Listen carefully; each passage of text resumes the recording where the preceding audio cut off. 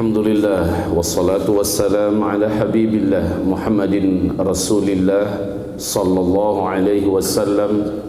La hawla wa la quwwata illa billah. Allahumma la sahla illa ma ja'altahu sahla wa anta taj'alul hazan idza syi'ta sahla. Rabbana shrah lana sudurana wa yassir lana umurana wahlul 'uqdatam min lisanina yafqahu qawlana. Allahumma arinal haqqa haqqan warzuqna tiba'ah wa arinal batila batilan warzuqna jitinabah. Amma ba'du.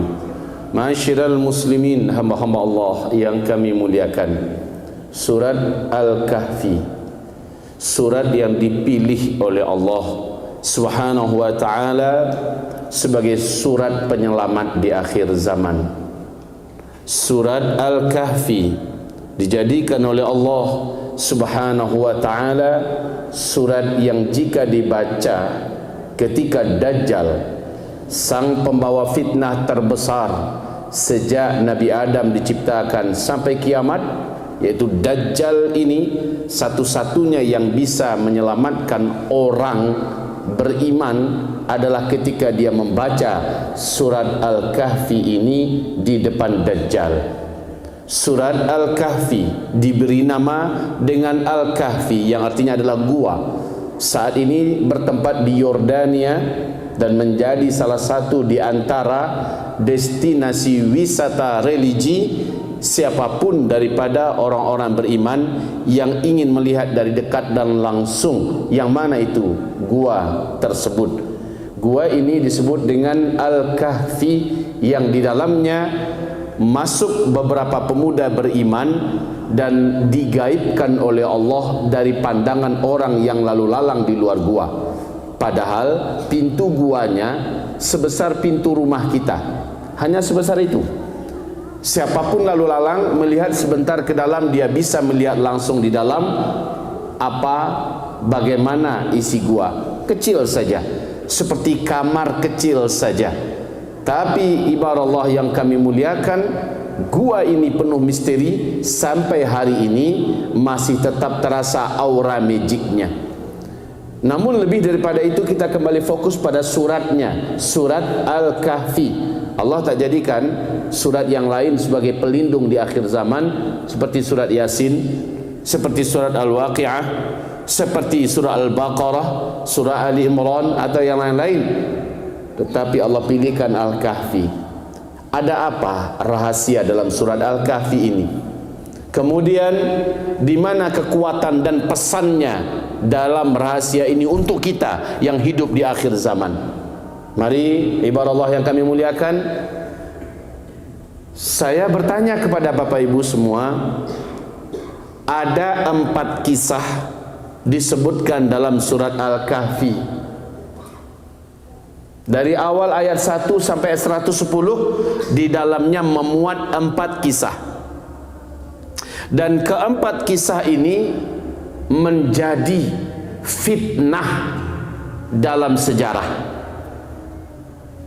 4 kisah ini, fitnah yang dikandung dalam 4 kisah ini di akhir zaman, yaitu zaman kita sekarang, berkumpul bersamaan. 4 fitnah yang ada dalam surah Al-Kahfi sekarang berkumpul dalam waktu bersamaan, terjadi di zaman sekarang. Maka orang-orang yang bermodalkan faham, mengilmui, meyakini surah Al-Kahfi, insyaallah dia akan selamat dari 4 fitnah ini.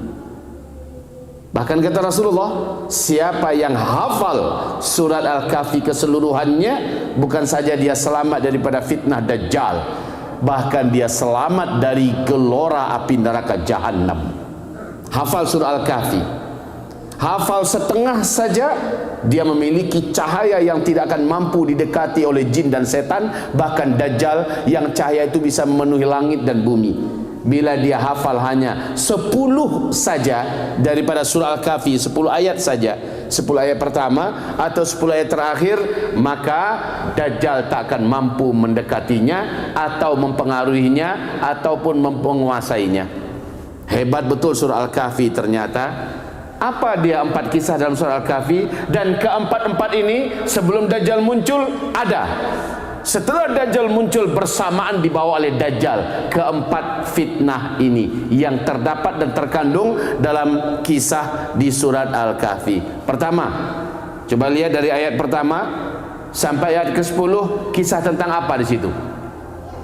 Bahkan tembus kepada ayat-ayat sebelum setelahnya, kisah tentang keimanan.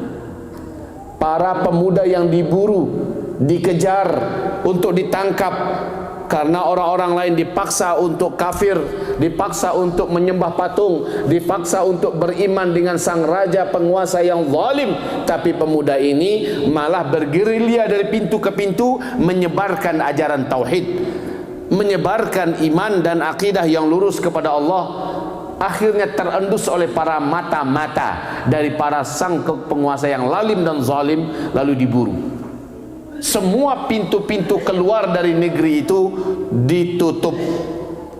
Semua rumah-rumah disatroni untuk memburu para lelaki dan para pemuda yang beriman ini. Akhir cerita, mereka masuk ke dalam gua dan Allah lindungi mereka. Mereka ditidurkan lamanya 309 tahun. Mesin waktu di-off-kan oleh Allah untuk mereka yang ada di dalam gua. Waktu berjalan di luar seperti biasa, yang tinggal dan hidup tertidur dalam gua 309 tahun hanya terasa seperti 1 jam. Ada yang merasakan hanya seperti beberapa jam, ada yang merasakan paling banter setengah hari bagi mereka yang ada di dalam.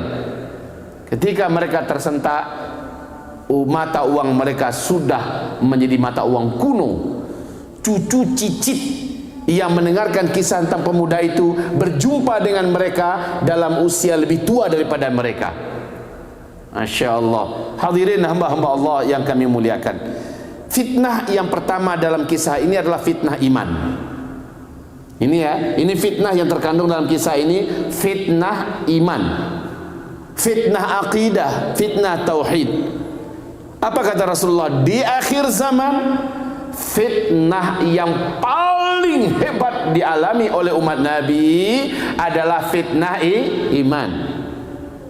Saking beratnya fitnah iman ini, kata Rasulullah, paginya dia beriman, siangnya dia didera, diterpa, dilanda, dihantam oleh fitnah iman, sorenya sudah kafir. Sorenya dia masih beriman, malamnya dia dihantam, diserang oleh fitnah iman. Akhirnya besok paginya dia sudah kafir. Yusbihur rajulu fiha mu'mina wa yumsi kafira. Yumsi mu'mina wa yusbihu kafira. Ba'u dinahum bi'aradin minad dunya. Pagi beriman, sore sudah kafir. Ada yang sore masih beriman, besok pagi sudah kafir. Ba'u dinahum bi'aradin minad dunya. Hanya dan demi mempertahankan hidup, hanya dan demi fulus, hanya dan demi jabatan, hanya dan demi pangkat kekuasaan, hanya dan demi dunia, mereka buang agamanya. Mereka injak-injak agamanya. Tak berharga agama di akhir zaman. Inilah fitnah di akhir zaman. Agama jadi tidak berharga, mudah saja digadaikan, asal untuk kepentingan uang, kekuasaan, fulus, wanita, jabatan, posisi, kedudukan, wanita. Agama menjadi tidak berharga. Ba'u dinahum bi'aradin minad dunya. Ini kisah pertama. Kalau kita perhatikan bagaimana para pemuda ini, demi iman mereka rela berpisah dengan keluarganya, demi iman mereka rela berpisah dengan pekerjaannya, demi iman mereka rela harus melawan arus, dan bahkan demi iman mereka jadi buronan, dan demi iman mereka akhirnya bersembunyi, dan akhirnya kehidupan mereka berakhir dalam sejarah yang diabadikan oleh Allah Subhanahu wa ta'ala. Ini kisah yang pertama. Hadirin yang saya muliakan, bapak dan ibu yang kami cintai, awas, siapapun bapak ibu termasuk yang bicara pada saat ini, tidak luput daripada ujian iman di akhir zaman. Ujian itu banyak pintunya Pak, tapi yang diuji itu iman.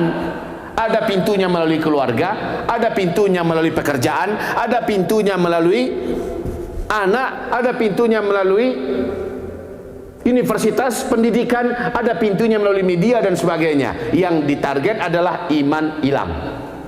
Kalau tak kuat-kuat menjaga iman sekarang, Pak, wahai hadirin, kita miskin. Seujung-ujung umur miskin, masih ada yang kita harapkan di akhirat, masuk surga insyaallah.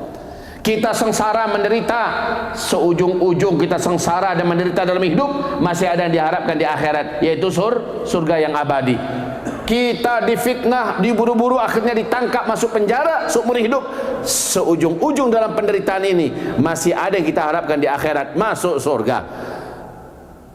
Kita mengalami bencana alam, lalu mati. Kita dijajah, disiksa, lalu mati. Ujung-ujungnya, selama masih ada iman, masih ada akhirat yang kita harapkan. Tapi kalau iman itu betul yang hilang, apa yang kita harapkan setelah itu? Kalau iman itu betul yang hilang, apa yang bisa kita harapkan di alam barzakh kita?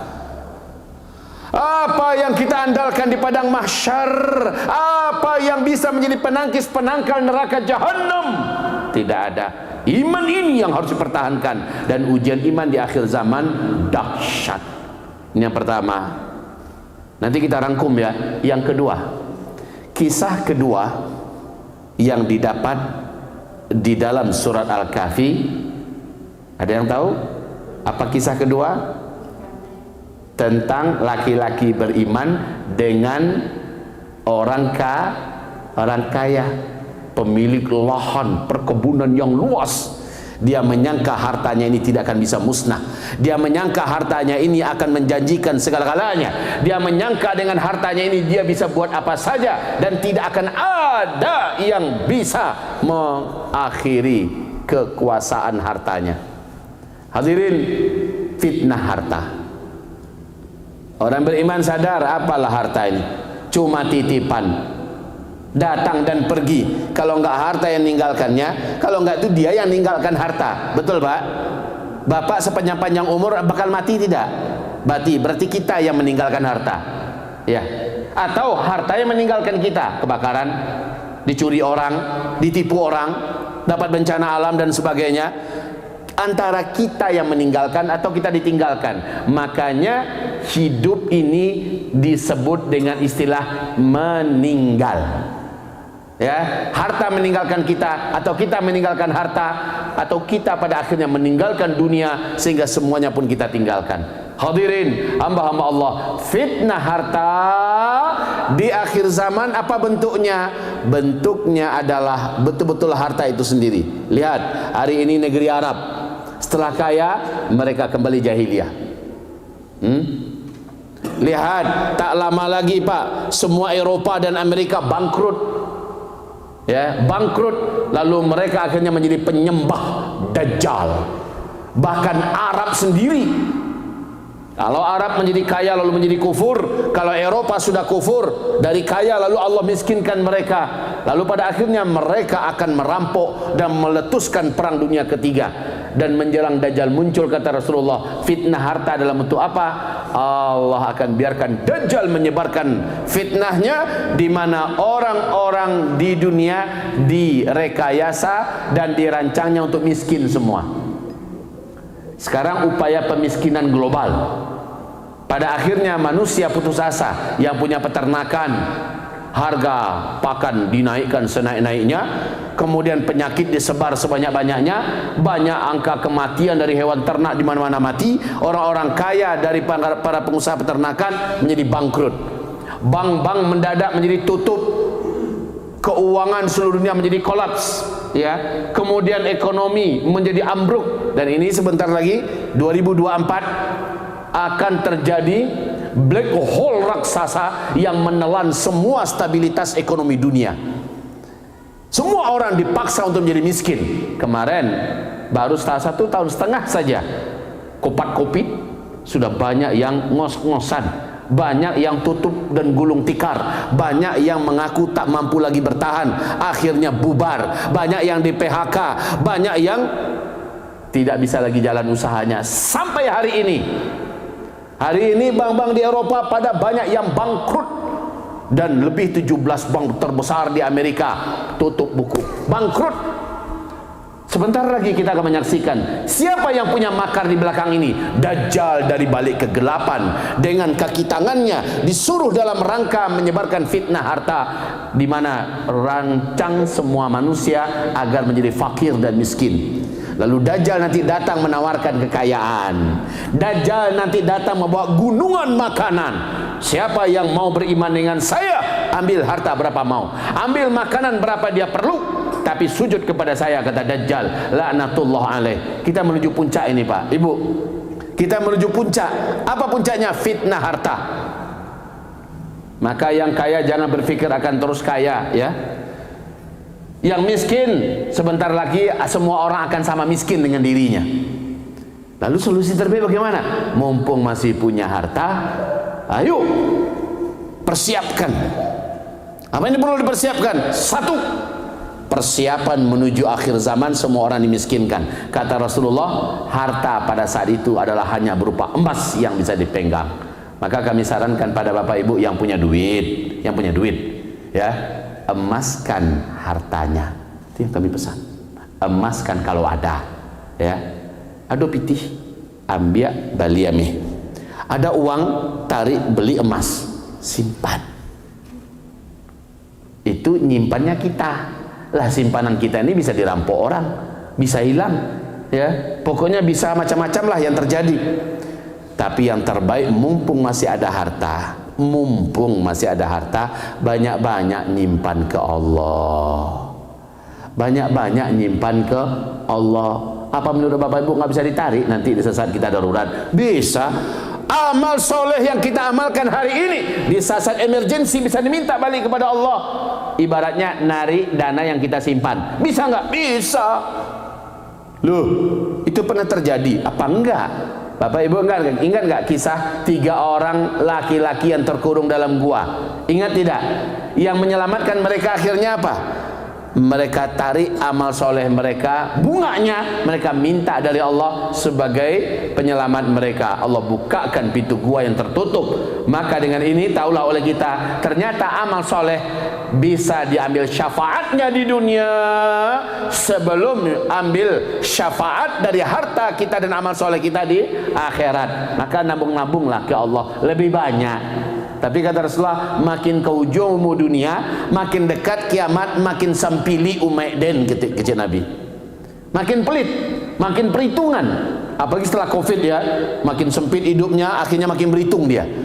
Padahal tawaran Allah dalam surat Ali Imran ayat 133, ayat 134. Orang yang Allah jamin diampuni dosa-dosanya, orang yang dijamin oleh Allah pasti masuk surga. Alladzina yunfiquna fis sarra wad-dharra wal kadhimina al-ghayz wal 'afina 'anil nas wallahu yuhibbul muhsinin. Bahasa Pak Ben, Satih 3 Ampe bisa bacakan artinya? Mari kita dengar. Ada artinya kan? Silakan kita simak sebentar artinya. Yaitu orang harta yang mereka yang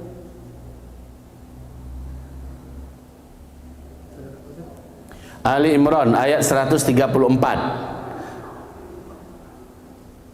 Yaitu orangnya harta yang menjadi waktu lapang. Nampaknya kacamata kabur. Oh, talipek. Iyalah.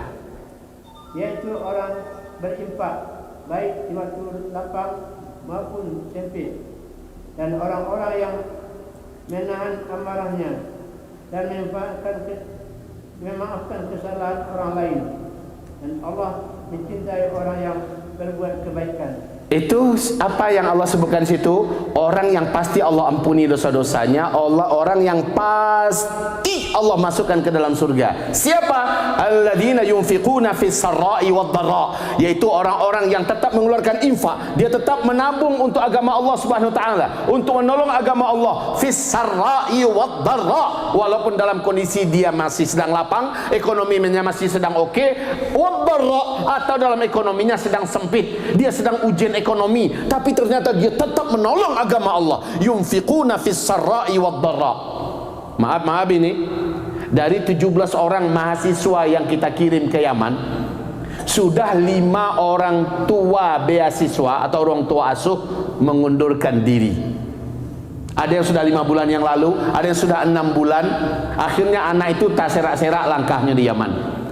Padahal kalau dia dengarkan ayat ini, dalam keadaan lapang ekonominya, dalam keadaan sempit ekonominya, dia tetap berinfak untuk menolong agama Allah Subhanahu wa taala dan mencalonkan calon ulama. Inilah pertolongan agama Allah yang tertinggi. Kalau dia dengar ayat ini, sepahit-pahit apa ekonominya, dia akan tetap bertahan untuk menjadikan salah satu di antara orang yang berprestasi dari umat Nabi Muhammad di akhir zaman ini, sekolah dengan uangnya. Lalu 5 orang mengundurkan diri, Pak, karena beban ekonomi.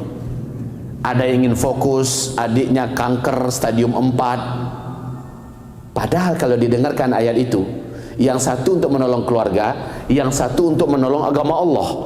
Perlunya kita mencetak dan melahirkan ulama di akhir zaman, tak terbantahkan besar nilainya. Dan ini nilai infak fisabilillahnya luar biasa. Jadi hamba-hamba Allah yang kami muliakan, dengarkan ayat ini. Dia dijamin oleh Allah diampuni semua dosa-dosanya, kemudian dipastikan masuk surga. Caranya adalah keluarkan terus infak, tolong agama Allah dengan hartamu, walaupun dalam keadaan ekonomi melapang atau ekonomi sempit. Jadi berinfak ketika lapang itu biasa, tapi berinfak ketika sempit ini yang luar biasa. Baik, di akhir zaman supaya selamat harta Bapak Ibu adalah 2 jalannya tadi. Pertama, emaskan, kalau layado, emaskan, simpan. Yang kedua, simpankan kepada Allah, tolong agama Allah. Sesampit-sampit apa ekonomi kita berkomitmen lah. Oh, ndak taluk ci anak awak surang doh, 2 anak. Maaf, 1 anak berdua, ya. Ambil kawan surang, kita sama-sama menggalih di awo. 5 orang anak yang kata Buya Zulkifli Muhammad Ali sedang susah, indah ada oleh orang tua asuhnya, surang wa ambil, kita berdua yang membiayainya setiap bulan. Kan bisa Bapak Ibu. Ibarat Allah yang kami muliakan, ini adalah peluang di akhir zaman ini, sebelum harta kita dimiskinkan oleh Allah karena fitnah Dajjal, seperti yang ada dalam fitnah cerita dalam surah Al-Kahfi. Sebelum harta ini dimiskinkan oleh Allah, diambil oleh Allah melalui fitnah Dajjal, sebelum itu terjadi, maka amankan harta itu dulu, emaskan atau tabungkan kepada Allah. Toh tabungan itu bisa diminta lagi saat-saat genting dan emergensi. Ini yang kedua. Fitnah yang ketiga, kisah yang ada dalam surah Al-Kahfi. Apa itu? Silakan. Ada yang ingat? Kisah tentang belajarnya Nabi Musa kepada Nabi Khidir alaihimassalam. Nabi Musa merasa dirinya sudah berilmu, sehingga ditanya orang, adakah orang yang lebih berilmu daripada engkau tentang agama ini? Ndak dodoh, kata Nabi Musa. Ndak dodoh. Allah tegur dia, hei Musa, di atas langit ada langit. Wa'lam anna kulla dhi ilmin alim. Ketahuilah, di atas orang berilmu ada lagi yang lebih berilmu. Singkatnya, pergilah engkau, bergurulah kepada hambaku yang aku berikan kepadanya ilmu yang tak ada pada engkau, hai Musa. Singkatnya, bertemu dengan Khidir, dan akhirnya Nabi Musa terbukti tak sabar berguru dengannya. Kan begitu ya Pak ya kisahnya. Apa fitnah di sini? Di akhir zaman fitnah ilmu adalah, sehingga kata Rasulullah, di akhir zaman akan banyak orang-orang berilmu yang di akhirat menjadi dai-dai yang menyeru di depan gerbang api neraka jahanam. Berilmu tapi menyaksikan. gelarnya profesor, doktor, kiai, syekh, ya, tapi ternyata malah menjadi dai-dai di depan gerbang api neraka jahanam. Maka kata Rasulullah SAW, di akhir zaman umatku yang sesat, umatku yang terpecah menjadi 73 golongan. Satu cuma yang lurus benar masuk surga, 72-nya sesat. Kalau kita umpamakan satu golongan itu ada 10 masing-masing ulamanya. Ada berapa golongan tadi Pak? 73. Masing-masing golongan ada 10 ulamanya. 10 ulama dari golongan yang lurus masuk surga, sementara 72 kali 10 jadi 720. 10 melawan 720. Mana yang banyak ulama sesat di akhir zaman Pak? Ulama sesat dan menyesatkan banyak, baku parak, sambuan dan siagak-agak banyaknya. Ini fitnah ilmu. Sementara di universitas-universitas Islam yang ada hari ini, banyak universitas perpanjangan lidah daripada barat, orientalis, westernisasi, di mana dicuci otak umat ini, sehingga pada akhirnya muncullah pemahaman radikal kanan, radikal kiri, muncullah pemahaman sekuler, muncullah pemahaman pluralisme, pemahaman sepilis bermunculan melalui dunia pendidikan. Ini fitnah ilmu. Hadirin, kata Rasulullah, ada 3 ulama yang dikutuk dan dilaknat oleh Allah dunia akhirat. Ya Allah, siapa itu? Yang pertama, yang mengawali niatnya menuntut ilmu agama Allah agar kelak dia mudah mendapatkan dunia. Jadi untuk cari karajo adiknya, niat pertama. Yang kedua, orang yang Allah kutuk setelah dia berilmu, liyatabaha bihi bainal ulama, dia ingin bersaing dan berbangga-bangga den ulama gadang Sumatera Barat, den ulama gadang Indonesia, den ulama jangan dianggap remeh, den dia ingin berbangga-bangga, saya alim syekh, ya. Maka ini orang liyatabaha bihi bainal ulama. Dan yang ketiga adalah ulama yang menjadi penjilat kekuasaan. Ulama yang datang kepada para penguasa malah memoles-molesin kesalahan penguasa dengan mencarikan ayat dan hadis untuk melindungi kesalahan kekuasaan. Ini ulama yang dikutuk, dilaknat dunia dan akhirat. Ini fitnah ilmu. Dajjal nanti muncul mengaku awal-awalnya sebagai nabi, lalu mengaku sebagai Tuhan, dan dia merasa dan mengatakan saya tahu segala-galanya. Fitnah ilmu yang dibawa oleh Dajjal menjadikan 2/3 manusia di akhir zaman nanti ketika Dajjal datang sujud menyembah Dajjal. Ya Allah, wajib kalau begitu kita menuntut ilmu yang benar, mumpung masih ada ulama-ulama yang benar, mumpung masih ada pondok-pondok pesantren yang lurus dan benar. Jangan model pondok pesantren Az-Zaitun, babi dicincangnya, dia giahkan anak. Saya tahu Pak, tanggal 29 Agustus digerebek oleh polisi dapurnya Pak, ratusan ekor babi yang sudah dipotong, sudah dimasukkan ke dalam freezer, dan ternyata itu yang jadi babi makanan daging para santri di Az-Zaitun. Sudahlah ajarannya sase, dia giah makan dengan malangna nasi orang tua yang bangga anaknya masuk ke pesantren mewah, sementara di sini daging babi. Ya Allah, hati-hati, mumpung masih ada ulama-ulama yang lurus, mumpung masih ada pesantren-pesantren yang lurus, berguru cepat. Tuntutlah ilmu yang benar. Kalaupun muncul Dajjal dengan fitnahnya, kita sudah diberi oleh Allah kemampuan memilah ini benar, ini salah. Ya, ini benar, ini salah. Siapa ulama yang akan kami dengar di akhir zaman? Kata murid-murid Imam Syafi'i kepada Imam Syafi'i. Apa kata Imam Syafi'i? Ulama yang paling banyak dibenci oleh orang-orang kafir, dan ulama yang paling dibenci oleh para penguasa yang munafik. Lah, jaleh Pak, jaleh begitu. Apa fitnah yang keempat? Cerita apa yang dalam surah Al-Kahfi? Cerita tentang Ya'juj dan Ma'juj versus Zulkarnain yang agung. Mari kita dengarkan dulu azan, habis itu menjelang qamat kita sambung sampai selesai. Bismillah. Mari kita sempurnakan sedikit lagi fitnah yang terakhir, itu fitnah Ya'juj dan Ma'juj, powerful, yang memiliki kekuasaan, di mana tidak ada orang-orang yang tidak digulungnya Dan nanti di akhir zaman mereka dilepaskan oleh Allah Subhanahu wa ta'ala. Apa kata Rasulullah? Tidak sejengkal bumi pun dari bumi ini yang tidak akan didatangi oleh Ya'juj dan Ma'juj. Brutal, biadab, jahat, haus darah, tak kenal ampun, tak punya hati, tak punya perasaan. Inilah dia Ya'juj dan Ma'juj. Siapapun ras manusia selain mereka wajib musnah dan enyah dari muka bumi Allah. Bahkan langit pun ditentang dan dilawan. Allah datangkan kekuatan, yaitu Zulkarnain yang agung, satu di antara dua kekuatan blok kanan yang terhebat di muka bumi, Nabi Sulaiman dan Zulkarnain yang agung. Kaum muslimin yang kami muliakan, dari fitnah ini akan muncul di akhir zaman dan ada dalam genggaman Dajjal laknatullah alaih. Sekarang Ya'juj dan Ma'jujnya adalah timur dan barat.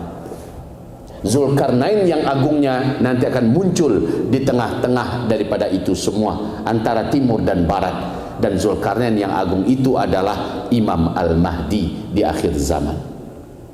Ini dianalogikan. Adapun yang aslinya belum lepas sampai Dajjal muncul dulu dan dibunuh oleh Nabi Isa, barulah Ya'juj Ma'juj yang fisik muncul. Kalau sekarang ibaratnya, kiasannya, analoginya adalah blok timur Ya'juj, blok barat Ma'juj. Ibaratnya begitu. Brutal, jahat, tak punya hati, suka menumpahkan darah di mana-mana, menimbulkan peperangan di mana-mana dan sebagainya. Inilah kekuasaan. Dan kekuasaan hanya bisa dilawan dengan kekuasaan. Kekuatan hanya bisa dilawan dengan kekuatan. Hari ini umat Islam, hamba-hamba Allah hanyut dan hanyut demi kekuasaan. Tiap-tiap negeri punya manusia-manusia yang galak dan haus dengan kekuasaan. Demi kekuasaan, agama nggak ada nilai. Agama jadi mainan. Kalau perlu ke gereja, ke gereja. Kalau perlu ke Mekah, depan Ka'bah, Mekah dan Ka'bah, walaupun memakai pakaian ihram terbalik. Kalau perlu agama jadi mainan demi mendapatkan kekuasaan. Menjelang 2024 di Indonesia demi kekuasaan, agama tidak ada harga dan nilai. Agama hanya menjadi komoditi mainan. Ma'adzanallah, demi kekuasaan di akhir zaman orang rela menginjak-injak agama di bawah kakinya. Agama hanya jadi mainan. Ba'u dinahum bi'aradin minad dunya. Apalagi Dajjal muncul. Dajjal menunjukkan kekuasaan yang sempurna. Nabi berkata, tidak ada yang mampu melawan Dajjal. Seandainya saya hidup ketika itu, sayalah yang akan menghadapinya dan melawannya. Tapi sayangnya Dajjal muncul nanti ketika saya sudah tidak ada. Kalian semua harus melindungi diri masing-masing daripada Dajjal dan kekuatan kekuasaannya. Demi Allah, Pak, seorang Zulkifli Muhammad Ali sangat lemah dan rapuh di depan Dajjal. Hanya dengan melihat Dajjal, Zulkifli Muhammad Ali pasti murtad dan kafir. Na'udzubillah. Siapa kita? Rasulullah mengharamkan jangan berjumpa dengan Dajjal. Dia memiliki kekuatan, dia memiliki power, dia memiliki kekuasaan. Timur dan barat, utara dan selatan tunduk kepada Dajjal. Bahkan iblis pun bersekutu dengan Dajjal. Seluruh setan, setan air, setan laut, setan danau, setan sungai, setan hutan, setan tanah, setan udara, semuanya bersatu dan berbaris-baris bersama dengan kekuatan Dajjal. Dajjal merubah langit dengan tunjuknya. Dajjal menyulap bumi dengan tunjuknya. Kekuatan yang teknologi pun takkan mampu menandingi Dajjal. Siapa yang tidak akan sujud menyembah Dajjal? Maka di akhir zaman, siapa yang tidak dari awal dia bentengi dirinya dengan ilmu, dengan iman, dengan ilmu, dan dengan harta yang dipersiapkan. Ingat itu ya, kita simpan dari awal cerita tadi. Dengan iman, dengan ilmu, dengan harta yang dipersiapkan, ya, dan dengan kekuasaan. Karena pada akhirnya umat Islam memang wajib berkuasa, wajib memiliki kekuatan. Kekuatan umat Islam di akhir zaman adalah bentuklah jamaah dan tetaplah setia dengan imamnya. Bentuklah jamaah, tetaplah setia dengan imamnya. Awas, bukan jamaah abal-abal, bukan jamaah NII, bukan jamaah ISIS, bukan jamaah JI dan sebagainya, tetapi betul-betul jamaah yang disunnahkan oleh Rasulullah sallallahu alaihi wasallam. Komitmenlah di situ. Hadirin yang kami muliakan, 4 fitnah ini bersamaan. Ketika Dajjal muncul, Dajjal membawa ke-4 fitnah ini. Maka kata Nabi, orang yang paling kuat imannya sekalipun, kalau dengan sengaja untuk berjumpa dengan Dajjal, belum diapa-apain oleh Dajjal, dia sudah kafir kepada Allah dan dia sudah sujud kepada Dajjal. Walaupun Dajjal sudah meninggalkan kotanya, negerinya, dia tetap akan kafir kepada Allah sampai hari kiamat. Inna lillahi wa inna ilaihi raji'un. Demikian Bapak Ibu, tolong pelajari baik-baik isi surah Al-Kahfi dari ayat 1 sampai akhir. Siapa ustaz kita yang membahas tafsir dia di masjid kita? Ustaz Hamdi. Mohon dengan sangat pada beliau, Ustaz, kami mau request spesial, yaitu tentang surah Al-Kahfi, agar kami bisa mengilmui dan memegang erat semua pesan-pesan Allah dalam surat Al-Kahfi. Sampaikan salam saya kepada beliau, dan agar beliau tuntun kita di surat Al-Kahfi dulu, insyaallah taala. Mohon maaf lahir batin. Barakallahu fikum. Doa dan kafaratul majlis. Astaghfirullah, astaghfirullah, astaghfirullah. Subhanakallahumma wa bihamdika asyhadu an la ilaha illa anta astaghfiruka wa atubu ilaik. Wassalamualaikum warahmatullahi wabarakatuh.